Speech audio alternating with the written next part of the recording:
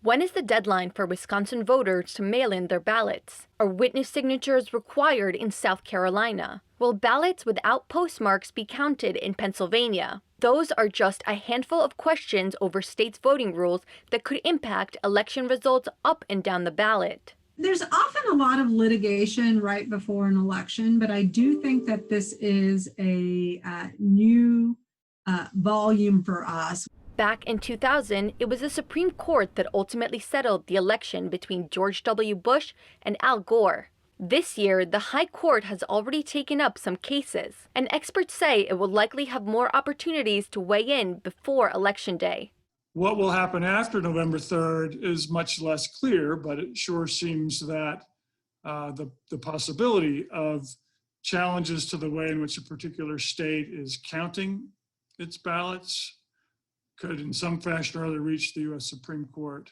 Election changes due to the pandemic have prompted the filing of over 300 lawsuits by the presidential campaigns, Republican and Democratic parties, and voting rights advocates. COVID has laid bare those parts of our election systems that had a lot of cracks and that weren't prepared to handle the kind of crisis that COVID puts on us. And because of the time of the year that it happened, and because the election has been looming, it has been difficult to try and get the reforms and the changes that we need through non-litigation means. The Biden and Trump campaigns have both assembled armies of top lawyers and created websites to track the progress of election litigation across the country. Democrats are largely focused on easing voting restrictions amid the pandemic. With COVID and the increase of vote-by-mail ballots, this has now become a true crisis.